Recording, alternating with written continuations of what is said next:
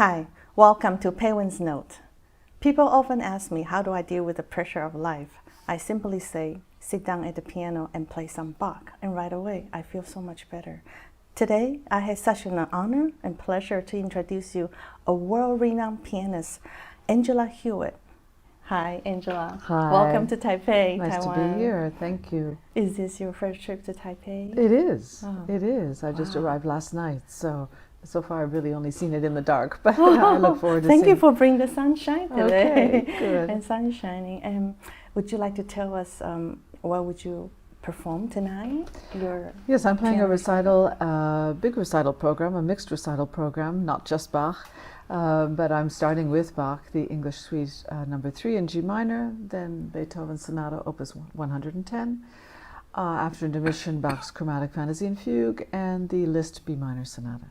Wow, that is a very difficult program. It's a big one, but a great one. I sing your all the well-tempered clavier work on YouTube, and beautifully work. Also, you took 11 years to record all Bach piano work. Will you tell us? I mean, first of all, what year did you start? Of course, I took my whole life to learn it all, but yes, 11 years to actually make the recordings. So I began in January 1994, I believe, with the CD of the Inventions, and then gradually worked my way through up until 2005. I think I did the concertos, but then in 2008 I redid the well-tempered clavier a second time, 10 years after doing it the first time.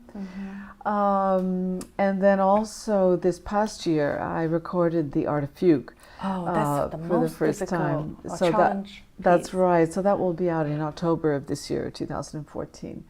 And I can't wait. And so, except for some very small pieces or Bach, some arrangements that Bach did of other people's works, I've really done all the major keyboard works now. And it's been a wonderful journey, yes. I love the one you record with the Daniel Milošu, the cello, the gamba sonata. The gamba sonata, sure. Well, I've done those, and I've done the flute sonatas also with Andrea Oliva, wonderful flautist from Rome.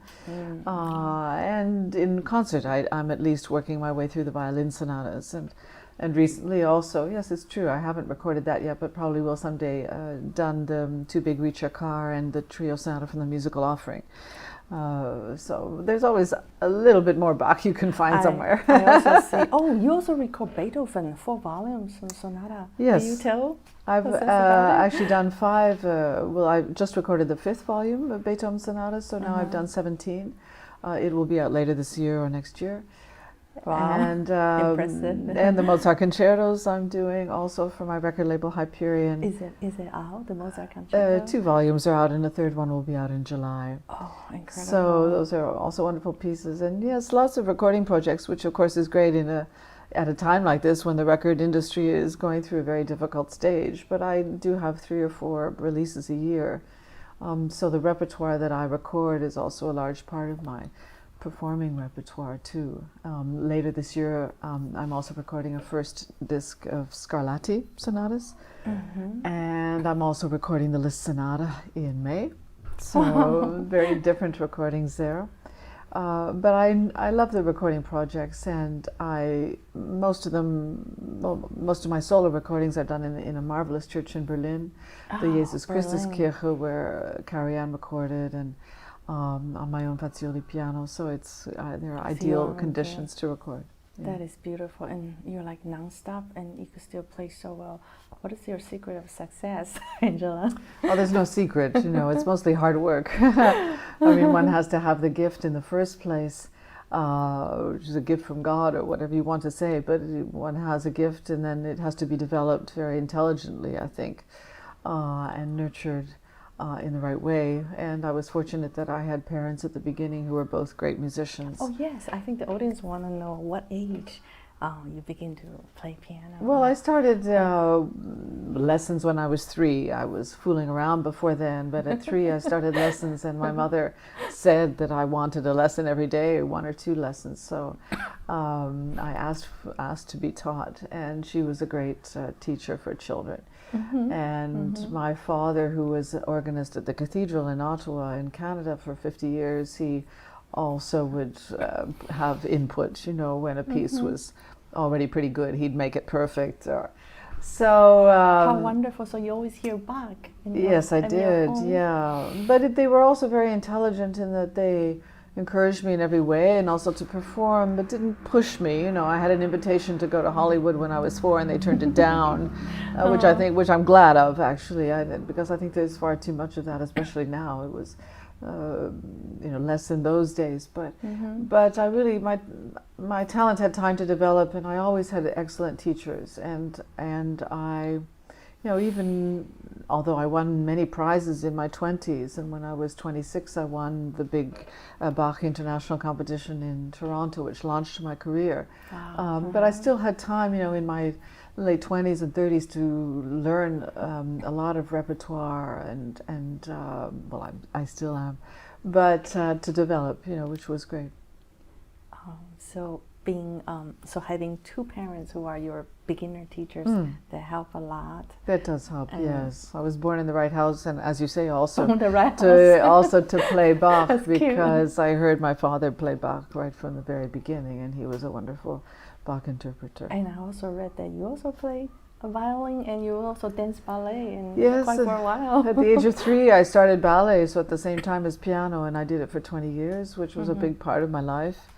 As a child and a young teenager, and I loved it, and gave me, I think, a lot that helps me now with my life and the way I play music and interpret it. The sense of rhythm, the sense of the dance in music, the elegance one needs, the charm, the stamina, all those things, the discipline too.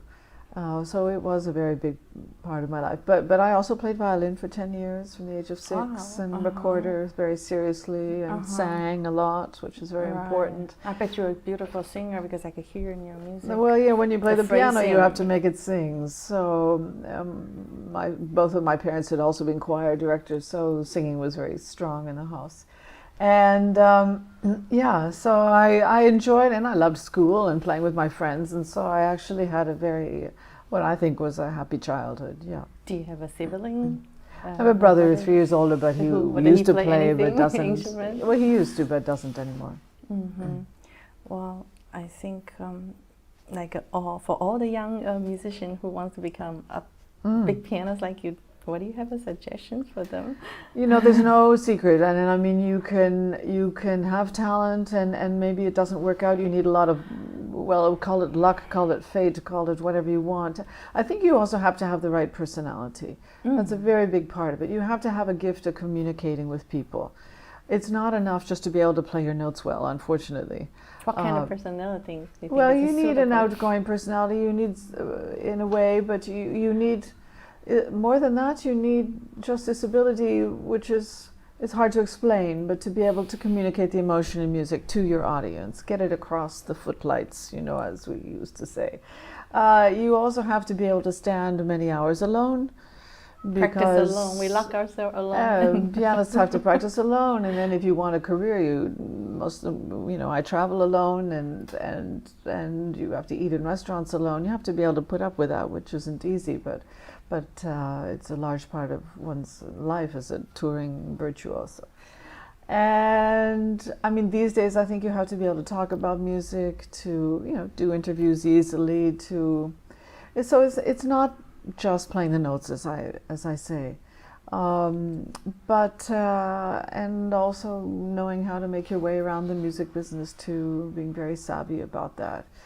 But in the end, it does, of course, come down to the talent that you have. And in the end, also when you think of the number of people playing the piano in the world, and yet the number of people who really make it to the top, it's a tiny, tiny, tiny, tiny, tiny fraction.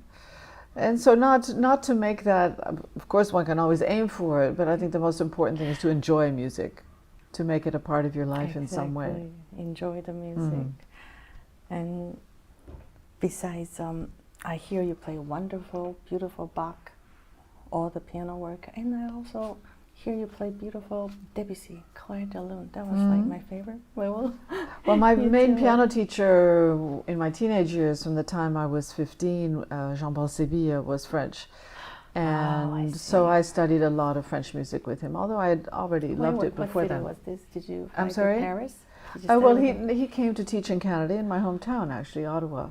Before that, I'd been having lessons in Toronto and getting the bus 5 hours in the morning up there and having lessons and 5 hours back at night every second Monday. But when he arrived in Ottawa from France, that was great. And so I began studying with him. And I mean, he had a huge repertoire from the Goldberg Variations by Bach to contemporary music, but he did know all the French repertoire, of course, Fauré, Ravel, Messiaen, Chabrier, Dukas, Roussel, all those composers. And he, I suppose more than any other student, I was the one who really picked that up from him because I loved it. I had an affinity for it, and the French language. We used to have our summer courses in France every You year. speak French? Yeah, Cool. I lived in Paris for 7 years. Oh, wonderful. And so that repertoire is also a major area of my life and of my work. Awesome. So I've been trying to do as much of it also as possible. Wow, your friends produce so many great cellists in the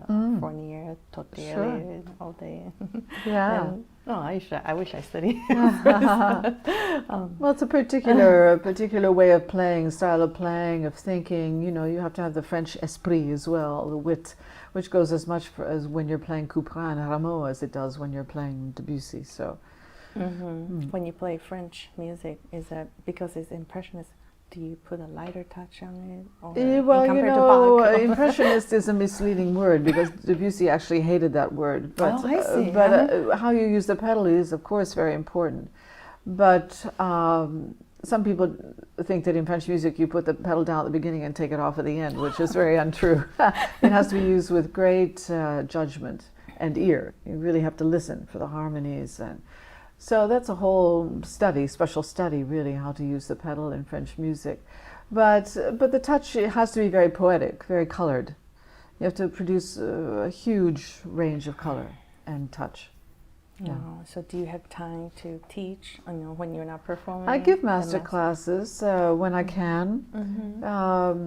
Where do sometimes you the day after. Well, I don't teach anywhere regularly, but all over the world if I have time, the day after a concert or the day before, and not on concert day. It's too much. Right. But this summer in July in Spoleto in Umbria, Italy, I'm giving a week master class. Oh, it's I wonderful. don't do that too often. Every few years I can do it, but that should be exciting. Well, I think for whoever who go to master class, for those young kids Sure. to study with you, that'll be Well, really I'll come helpful. to Italy in July then. Since you live in Paris for so many years, do you have a favorite artist, painter? What painter you mean? Oh, many. I loved them all, but yeah, I don't know if I have a favorite. But anyway, but I do enjoy the visual arts, and of course, it's important to know about it for learning that repertoire for sure. Wow. Thank you so much, and it is such a pleasure to have you come to my show, and I wish you all the best luck of a concert tonight. Thank you. And I hope to see you in the near future. I hope so Thank too. you, Angela. Thank you. Thank you very Okay. much.